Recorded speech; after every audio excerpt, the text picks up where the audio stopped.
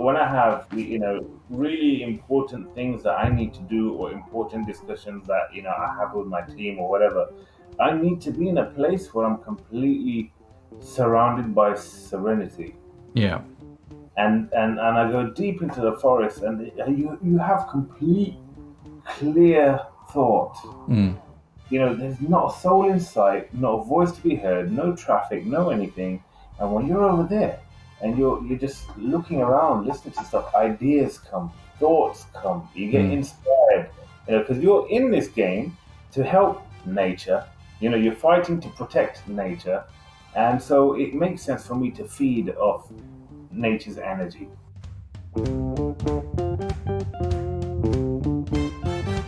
Welcome to Push to Be More with me, your host, Matt Edmondson. This is a show that talks about the stuff that makes life work.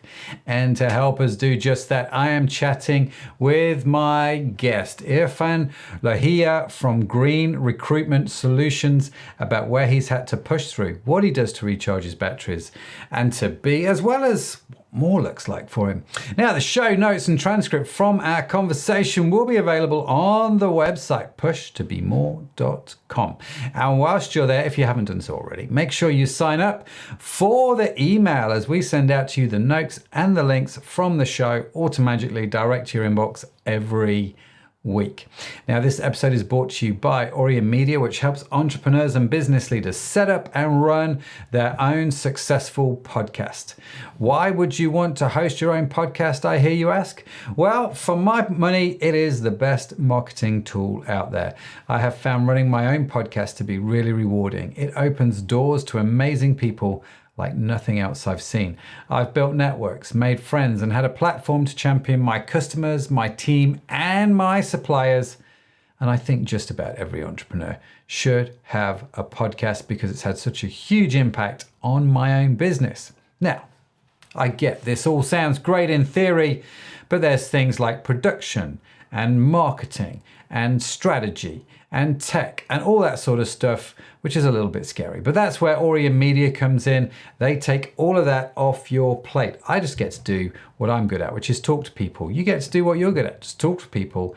And Orion Media does all of that other stuff. So if you're wondering if podcasting is a good marketing strategy for your business, do connect with them. OrionMedia.com. That's Orion Media, AURION Media.com, and find out more about what they do. Now, that's the show sponsor. Let's talk about today's guest. Oh yes, our founder, Irfan, MD and mastermind hunter. He founded Green Recruitment Solutions, let me get the name right, 10 years ago with a simple passion for making the world a better place. Irfan, great to have you on the show, man. How are we doing? Yeah, very well. Thank you. It's good to be here. Thanks for having me on board. No, it's great. It's great. Whereabouts in the world are you? I am in the Midlands, within Warwickshire. So it's a very small, it's a small town. Most people haven't heard of it, so I'm not even going to bother saying which one. I live in the countryside. Let's put it that way. It's really nice. The Midlands as well, God's own country, right? Yeah. Well, the whole world is his, I guess. So you can have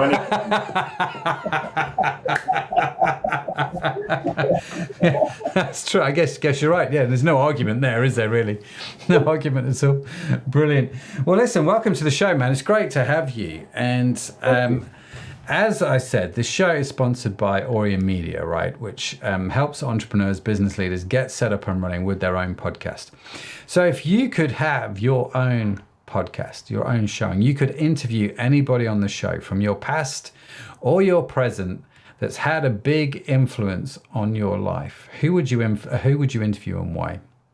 Okay, that one for me, hands down, would be David Attenborough.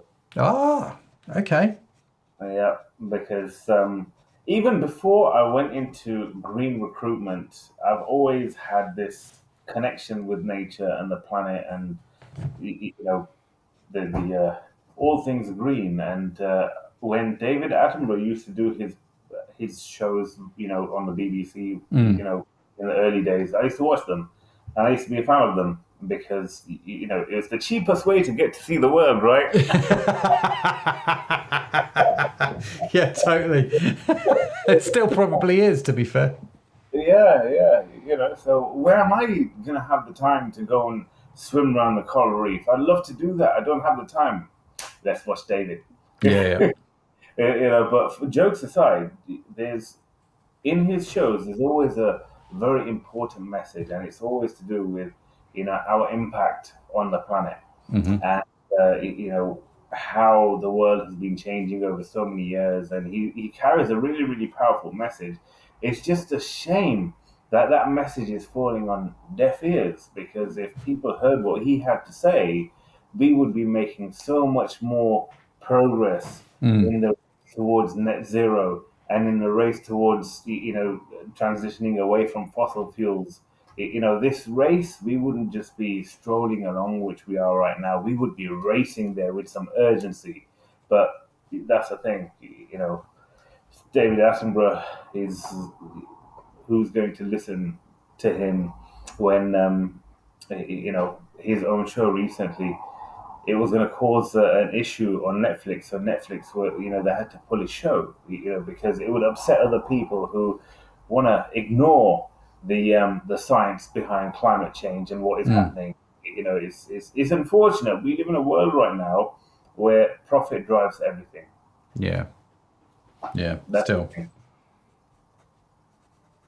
But yeah, I'd love to have him on my show, because he's just such a cool person with so many great experience, and a lot of great knowledge that everyone can benefit from. I think is just fantastic. Yeah, I'm like you. I think David Attenborough would be the most remarkable podcast guest if I could get David. If you're listening, Sir David, if you're listening, let me address you correctly. Then, and you fancy coming onto the podcast? Please come, be my guest. Or if Irfan ever does a podcast, then go on his as well, because why not, right? But yeah, he would be the most interesting and remarkable person. I think you're right. The amount of stories he must have Yep. got to be, I mean, and just the places he's been, and the struggles that he's facing. It's interesting you talk about how you don't really think we're listening to his message, because I get what you're saying. On one hand, I love this analogy. We're strolling in this race. We're not charging it down to net zero and the things that we know we should be doing.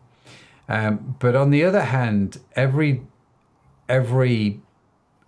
that I hear over on this side, they're all trying now to be sustainable and green. There is this thing called greenwashing, isn't there? Where certainly in corporates driven by profits. What more do you think could be done to sort of, I guess, what would be the things which would have the biggest impact on the environment, do you think? Number one, be sincere about this mission. Yeah, as you quite rightly pointed out, everyone's talking about green. I went to buy some Timberlands the other day, and just looking at the way they're selling their shoes now, even you can't even buy a pair of shoes or a pair of boots without being sold the whole. Our shoes are so great because it's amazing for the environment. We use recycled, materials, and so on and so on and so on. So there's everyone wants to just make whatever it is they're selling. They want to make it green now. All of a sudden, being green has become trendy. It's become cool. So everybody wants to do it, and this is the problem when people do it just because it's you're jumping on a green gravy bandwagon. That's the wrong reason to be in this business. If you want to be in this business, then make sure you're doing it with sincerity and you actually want to make a difference. And there's want to make a difference on one side and there's want to make a profit on the other. Everybody, or a large part, are just moving towards the want to make a profit at the moment here, rather than want to make a difference. And there is a big difference between the two, and that's why you see, the news and the media, everyone's talking about sustainability, climate change, and how can we reduce your carbon emissions and become more sustainable and all of this sort of stuff.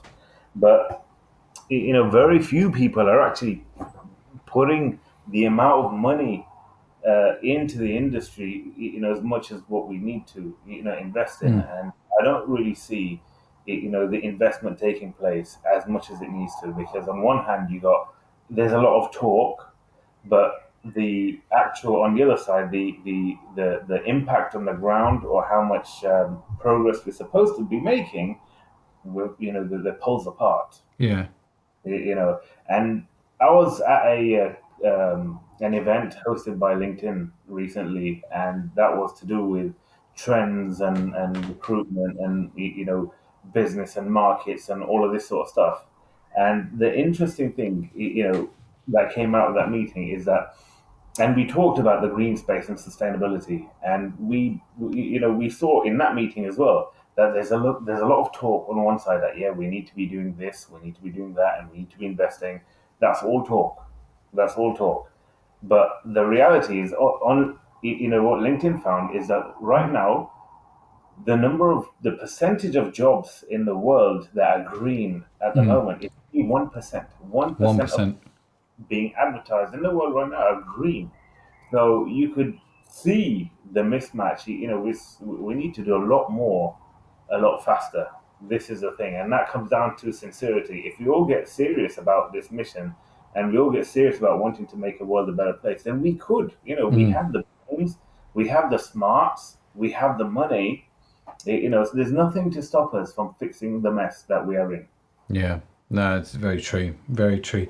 You mentioned how on one hand you've got wanting to make a difference, and on the other hand you've got wanting to make a profit. Do you think it's possible to bring those two things together? Yes, yes, you can. And I'm working with organizations that are also doing that. And I prefer to work with organizations, who first of all have their mission in check. You Mm. have your mission in check. There's nothing to stop you from making a profit, and profit is not bad. We need profit to run a business. Yes, you can do both. You can do both, and we should be doing both, because that's the only way business can be sustainable. Mm. You need to make a profit, and but at the same time, there's a responsibility. What are you going to do with that money? As well, and Mm. and there's so much to do in the world that, I don't think we're really doing enough. If we really wanted to eradicate poverty, we could, Mm. but we don't, because the world is built very differently. It's and when there's corporate greed, and it's all about profit, right? So when profit drives your decision making, it's hard to make the right decisions, or Mm. ethical decisions, or decisions that will actually upset shareholders for Mm. the sake of the planet. This is what we're not doing. Yeah. We're too afraid to upset shareholders, and and this is the issue. And that's why you see in business, in industry, um, companies have U-turns in the decision making, because it's upset a certain group of people, you Yeah. know which is sad, which is sad, because the planet is suffering, and it's not just the planet is suffering. Future generations will suffer because of the decisions that are being made today, or even, let's flip that around, the lack of decisions that are being made today. This is Yeah. the thing. No, it's interesting listening because I mean, obviously, it's a big hot topic, isn't it, at the moment? The environment, and I saw that the chap, I can't remember his name, the guy that owned the Patagonia clothing company, gave all his shares to Earth. Was, I think, was the spin that he put on it. So all the in effect, planet Earth is now the shareholder of his company, which is how they've done it is remarkably clever, and obviously he's done some really interesting things in that whole arena, mixing business and sustainability and the environment. But how does your passion for the environment, how have you found starting your own business with that drive? What have been some of the challenges that you've had to face in that? The challenges I've had to face, Well, the issue is there's a lots of recruitment organizations in the world. Hmm. In the UK alone, there's over 40,000 recruitment organizations. So if you imagine there's 40,000 recruitment firms in the UK alone, and there's employers who need to recruit. Now, when they need to recruit or find a recruiter for their organization, everyone's an expert. Everyone has a great website, and everyone looks the same as each other. Yeah. Now, it's making it very difficult for companies to decide, which is the right company, which is not the right company, and all of this. So, Mm. the challenge for a business is really to be able to stand out in such a saturated market. Yeah. Yeah. How do you stand out in such a saturated market? Well, for me, I don't even need to try because our business itself is very different to any other recruitment firm in the world. And I know this because I've built it. And my own background is that I've worked for some of the world's biggest recruitment powerhouses, and some of the businesses that I've built for them and what I've done for them internationally. I know how I'm able to add value to clients. So my job is literally very simple. I just need to show clients the difference between what we do and how we work compared to the rest of the market. And there is a very distinct difference between us and everyone else, and which is why I haven't had to make a single cold call for the past 6 years. Mm. And reason why, and I'll give you just some examples of the kind of impact that we have, on our clients. We worked with one client, North America's fastest growing climate change NGO. We were hired to help them scale from 450 staff to 650 staff um, within a period of like 6 months. Mm. We took on that contract, we helped them scale up, and they extended the contract by another month to close off some, final few roles. But we helped them do that, and that's just one example. Another one, we're performing open heart surgery on an energy from waste plant. We are recruiting the world's experts for one of the world's main advisors in the power generation industry that helps fix failing power plants, and what have you, and Wow. is a builder of renewable energy plants, and we've got succession planning that we're doing. I'm going to Manchester tomorrow for a meeting with the CEO who's flying in from Denmark to meet me, and this is to discuss succession planning, not just succession planning, but okay, we found the successor for that for the MD in the UK, but what about the next phase of growth? Yeah, what about growing the business? So we're helping companies fix their initial problems and then helping them get set up to scale. Yeah, normal recruiters don't do this kind of stuff. They can't because Mm. the world of recruitment, contingent recruitment especially, is that everybody they work for free and they're throwing CVs at you. That's what they're doing. They're throwing CVs at you. You are not gonna, save the planet through throwing CVs at people. And again, remember I told you earlier on in this meeting that it comes down to your intention and your sincerity about the Yeah. way you do business. We are very much sincere about helping to make the world a better place, and using this same passion and sincerity we apply in our work. Yeah, and we've got this mantra in our organization, which is we have a never fail attitude, because ultimately, when companies need to recruit, they need to fill a job, they need to solve a problem, which is going to provide a solution in the fight against climate change, right? Yeah. So for us, we cannot fail that fight. We cannot fail that client. So as a result of this fear of failure and this never fail attitude, we are the only one retained search firm in the world that has a 100% retained search success track record maintained since 2013. This is huge. I've looked Mm. at my competitors in the world's top 10, even they don't have that. Yeah. And we do, because again, for me, it starts with my reputation that I've spent so many years building it, and now I've built it. We've got this, green mission that we are on. We are not failing. We are not letting anyone down, and we are serious about our business. And which is why we charge a retainer. You want to work with us. You want to be serious about filling your roles. You want to be, you are serious about recruiting the very best talent, and you're serious about your business. Well, if you're serious about all of these things, then you are going to have no issue retaining an elite expert like myself and my team. Mm. It's a different way of thinking, and so for me to be different in this world of recruiters who are in a race to send CVs first before anyone else does. I'm not into racing. I walked away from the race a long time ago. I'm not into racing. For me, it's all about solving problems, adding value, and making sure that the client is happy, and making sure that we've delivered a solution, and we've contributed in the fight against climate change. So if all that happens, we're happy, clients happy, everyone's happy. So how did you when you set out in the world of business, were you always with this green mindset? Was this something that you bought later on?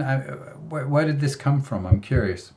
Well, this goes back to my childhood and where I live and where I come from. I'm surrounded by greenery. I love greenery. I love nature. I love outdoors. I love the mountains. I love the forests. I love Yeah. water. All of that sort of stuff. And obviously, as I was growing up, you see the world changing right before your eyes as you're growing up. Oh, this city just popped out of nowhere. Oh, look at Dubai. I've seen the development of Dubai in the way things just unfold. Because I used to live in Abu Dhabi, and I used to see construction projects just grow, Mm. and it's so amazing to see how a part of the world could go from nothing to what they are now in say just over 50 years. Yeah. you know so it's really amazing. Now my transition came when, apart from having all of this, this interest, or this DNA, aside from having that, in the world of recruitment, I've been doing a lot of infrastructure recruitment, so recruiting for large waste recycling facilities or Hmm. water desalination plants, and getting these bits of infrastructure built. So Right. I've recruited the people who are going to build them. I've recruited the people who are going to commission them. I've recruited the people who are going to run them.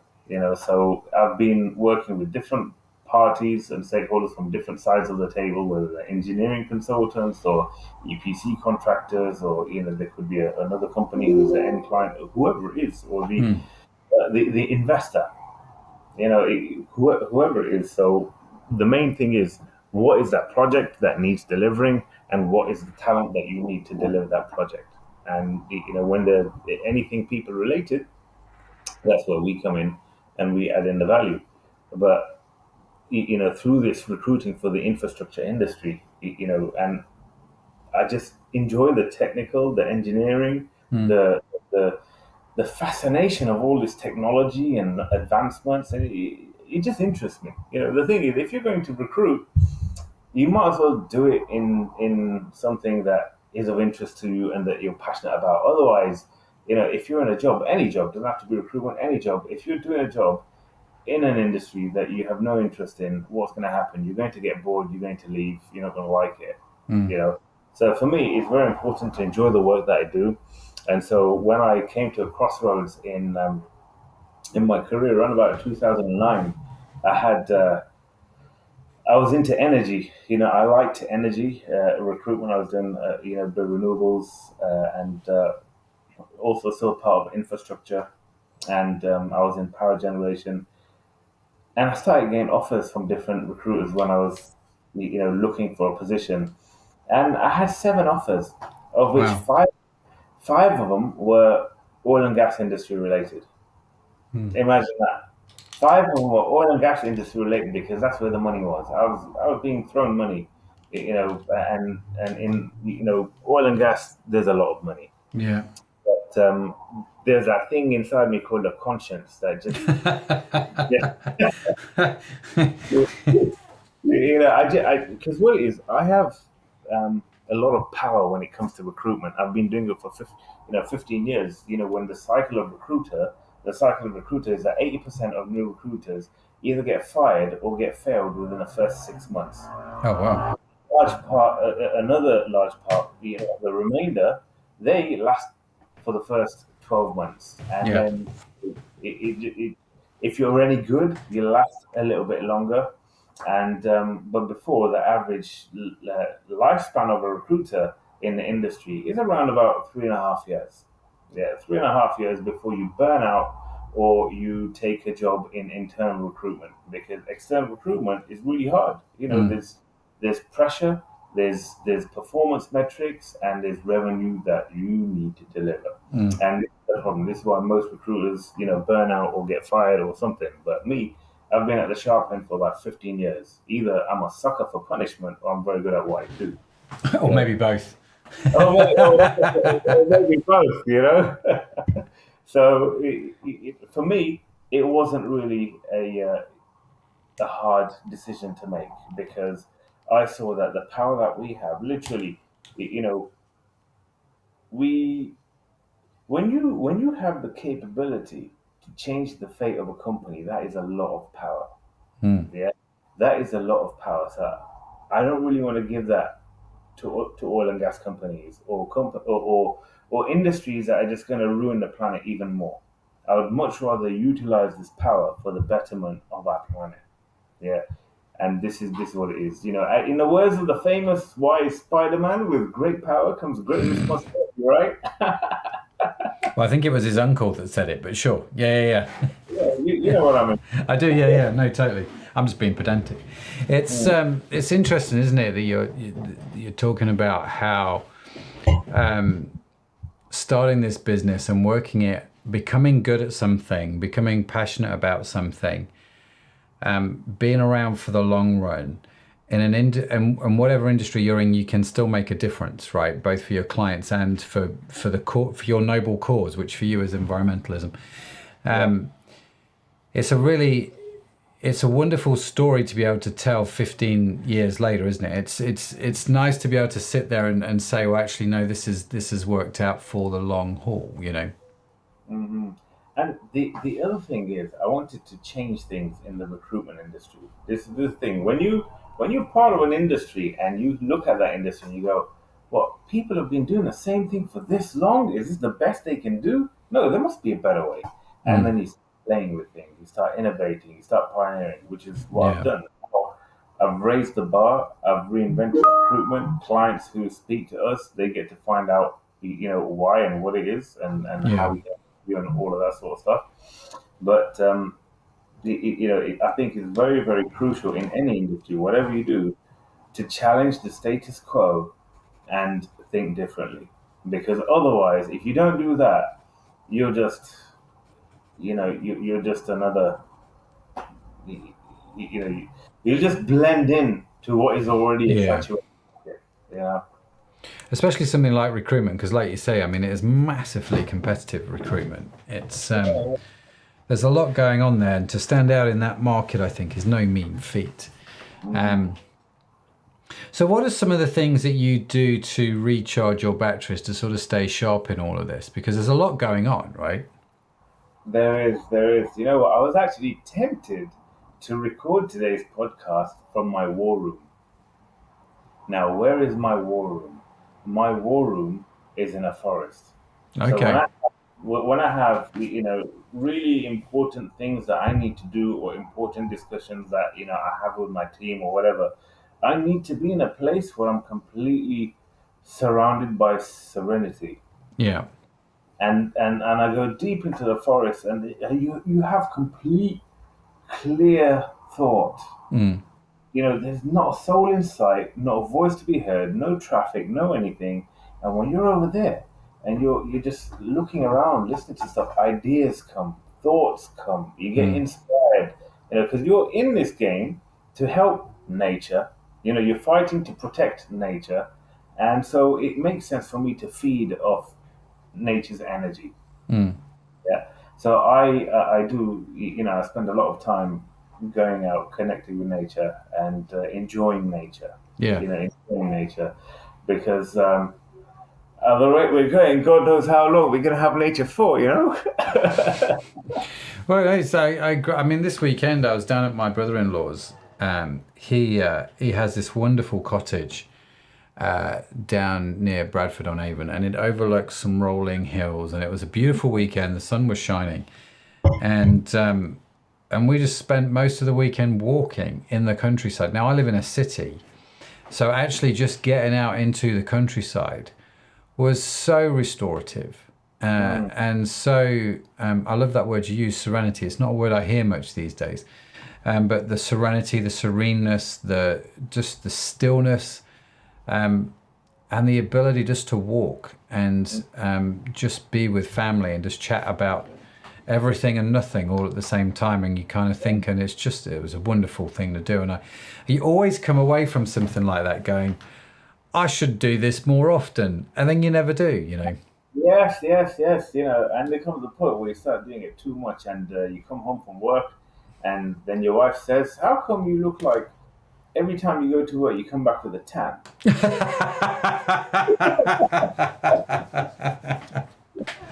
Yeah. To be fair, that's never going to be a problem for me. I always come back looking sunburnt, so I have to wear more sun cream than a company can manufacture. If I'm honest with you, so I never come back. I Right. never come back tanned. So you get out, you go for a walk. You love the forest. You appreciate the environment which you're trying to protect. Is this why you're in the countryside? Is this why you're in a village which no one knows the name of? You Um, prefer the country to a city? I've traveled internationally. I've lived everywhere. I've enjoyed the city. For me, that's just a concrete jungle. Yeah. It's a concrete jungle where I go to play and do my work. Yeah, but the real jungle, the green jungle, is where I like to spend my time, um, you know, repairing myself. Mm, And like you said, you found it restorative. Because mm, if you're Monday to Friday, there's a lot of stress. There's business. There's issues. There's all kinds of stuff that you need to deal with. And then when you finish work, and if you've got kids, it's a busy house, busy mm. household, lots of chaos over there as well. So really speaking, there's no real peace anywhere. Yeah. And even today, even in today's age, even if you are in a forest, you can't really escape, because we live in a world of notifications and updates and things Mm. like that. So you can't really escape. For me, I just stick my phone on silent, so that really helps. But it's what I don't know what else to say on the matter. Um, Going out, connecting with nature is very important. Mm. Yeah, super important. Especially, yeah, because if you imagine, we are trying to make the world a better place, and we are all talking about sustainability and climate change and our planet. But most people live in cities and concrete jungles. So for them to appreciate nature, it's very difficult for Mm. them.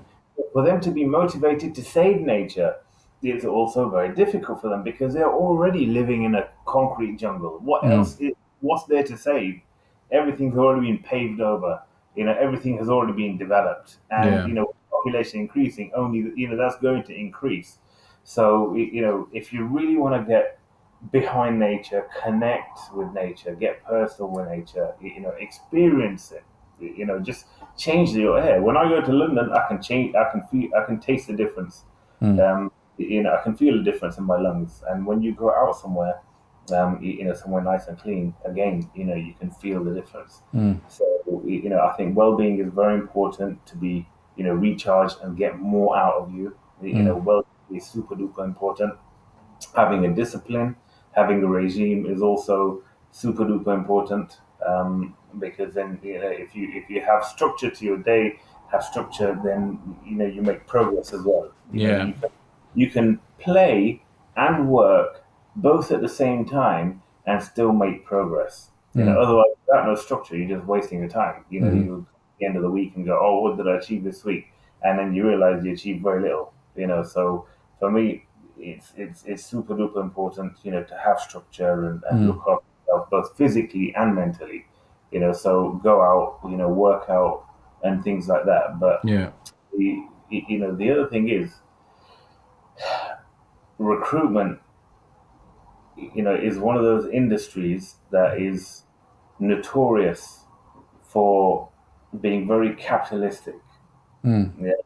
So, and I've seen the worst of it as well. I've seen the worst of it. So, you know, there's a lot of money in recruitment, and the lifestyle, is not too dissimilar to an investment banker. And I have a lot of investment banker friends, and I have a lot of recruitment industry friends. These are successful recruiters we're Mm. talking about. I'm not talking Yeah. about the other ones. Yeah. Yeah. So when we, where am I going with this? I had a point. It's just skipped my. I'll come back to this. I'll come back to this. I was going somewhere with this. No, So, no, fair enough. Fair enough. the next question. Yeah, yeah, yeah. No, fair enough. It's I agree with you that um, the magic of the outdoors and well-being. There's something connected and quite lovely about that. But I'm curious for you. You've got this mission. You've got this real passion for the environment, for everything outdoors. What does the future look like? What's growth look like for you guys over the next few years? Growth for us is very exciting because I've changed my business model. So there was a lot of uncertainty and risk before, but I've walked away from that market.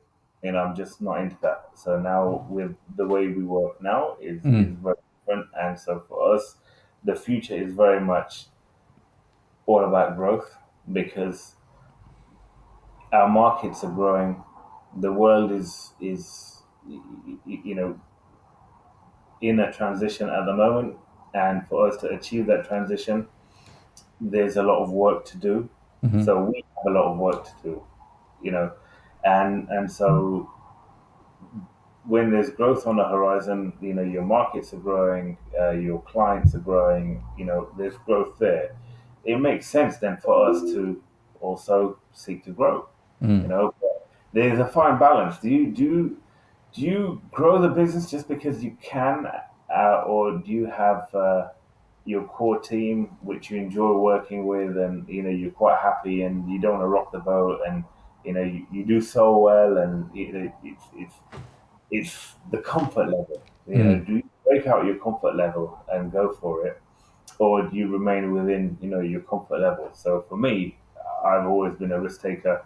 I've Mm. enjoyed I've made profit and I've made loss, but everything, we've made, we're self-funded. We have no, you know, let's just put it this way.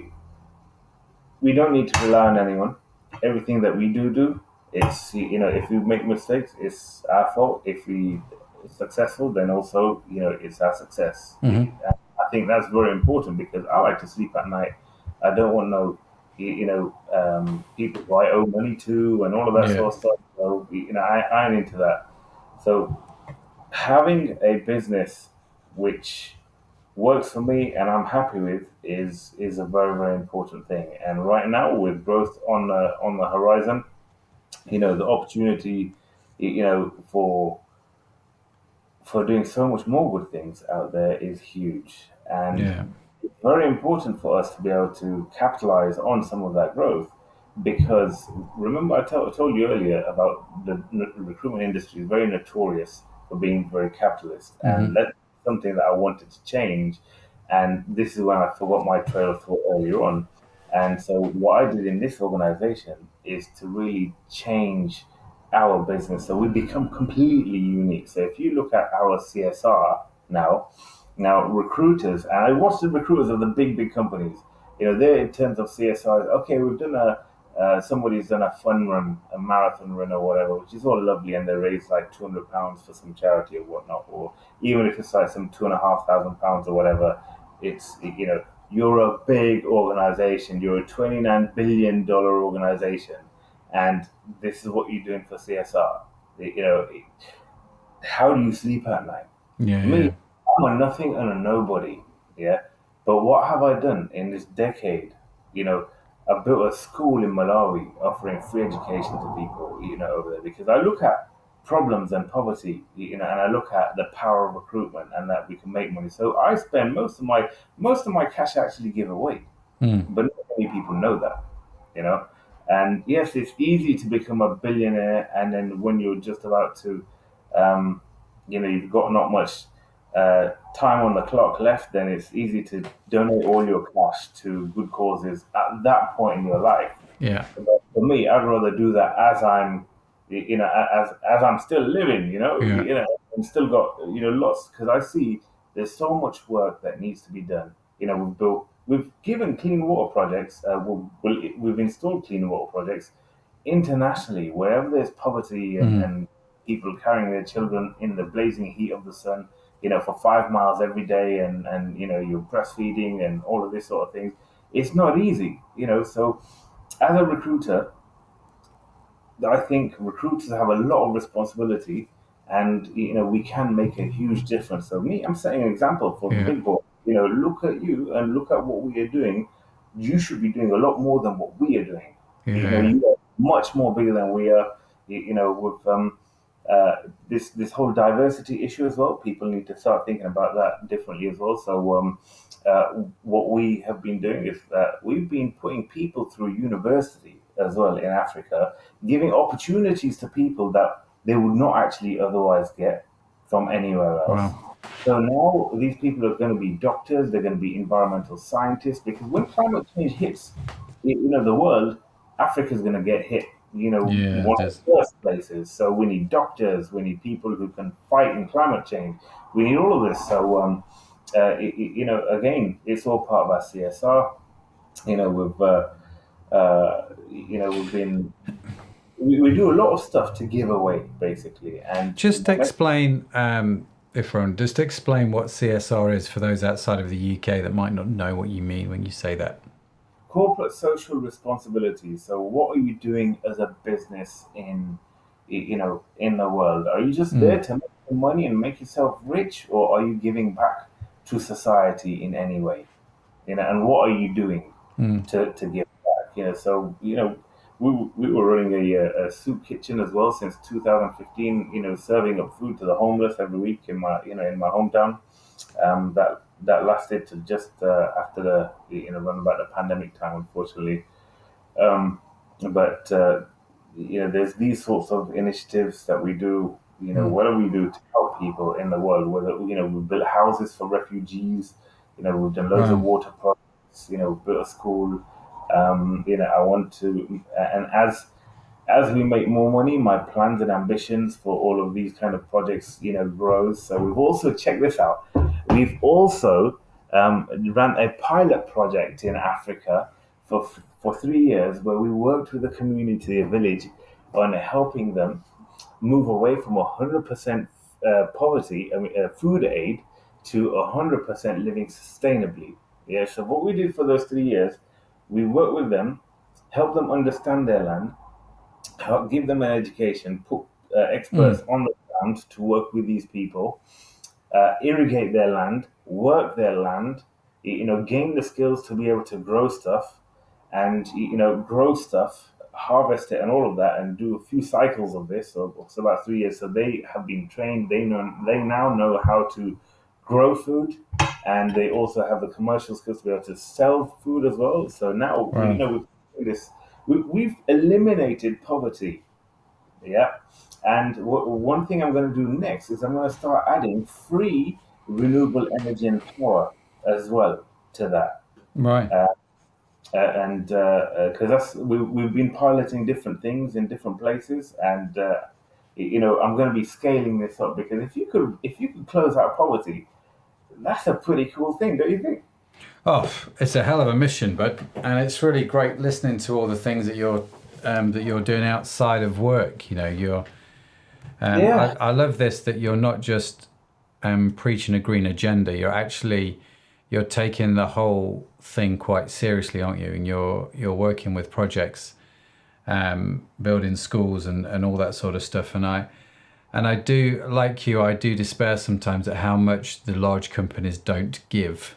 And it seems immoral. But then on the other hand, I think I can be quick to judge them. And it's sometimes easier to take the speck of dust out my neighbour's eye than the plank out of my own eye. You know, that sort of old saying, isn't it?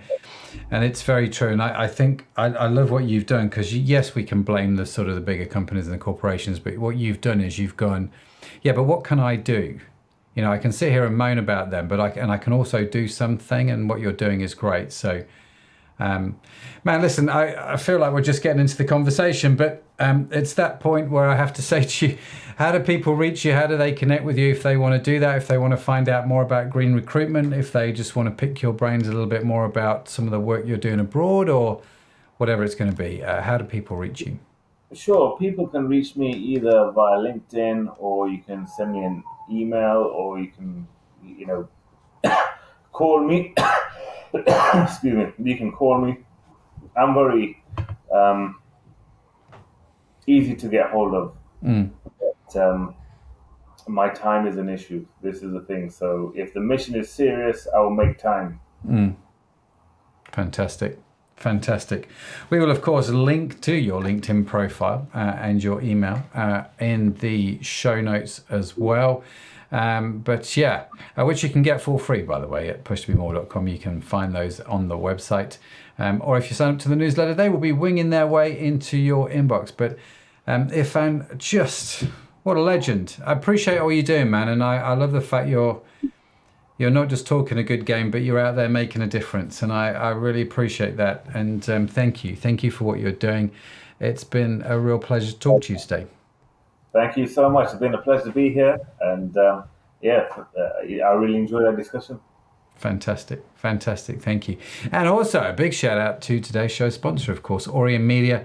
If you're wondering if podcasting is a good marketing strategy for your business, and I think it probably is, do connect with them at orionmedia.com. That's AURION media.com.